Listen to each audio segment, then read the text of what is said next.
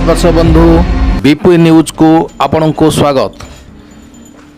दर्शक बंधु रेल यात्रियों पर एक बड़ खबर प्लाटफर्म टिकेट को नहीं रेल मंत्रालय चरम निष्पत्ति एणिकी प्लाटफर्म टिकेट पर देवाक पड़ो 5 गुणा पैसा 10 टंका परिवर्ते 50 टंका है टिकेट दाम 2 घंटा अधिक समय स्टेशन रहिले लगे जरिमाना।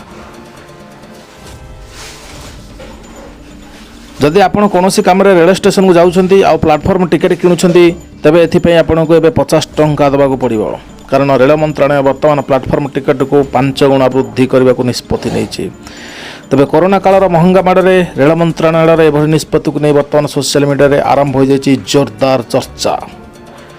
पुणे जंक्शन पक्षर प्लाटफर्म टिकेटर मूल्य 10 टंका जगह 50 टंका वृद्धि कर रेल मंत्रालय तरफ स्पष्टीकरण दी कि कोरोना महामारी को दृष्टि रखी स्टेशन रे अनावश्यक लोकों गहली को कमाइबा उद्देश्य पुणे जंक्शन द्वारा यह निष्पत्ति नि फल कम लोक आसवा द्वारा स्टेशन रे भीड़ कमिबा सह सोशल डिस्टेंस को मध्य पालन करा जाई परिबो।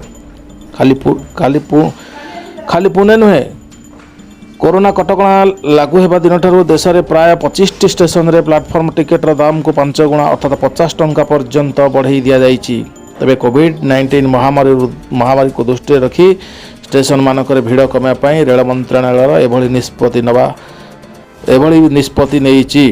से भली रेल मंत्रालय नियम अनुसार यही प्लाटफर्म टिकेट रे स्टेशन रे आपण 2 घंटा अधिक समय जाए अटकी पारिबे नहीं। अर्थात जदि आपणकर प्रिय परिजन को भेटिबाकू किंबा बाटे दबापाई स्टेशन जाउछंती एथिपाई आपण प्लाटफर्म टिकेट मध्य करिसंती तथापि आपण स्टेशन रे मन इच्छा भूली पारिबे नहीं।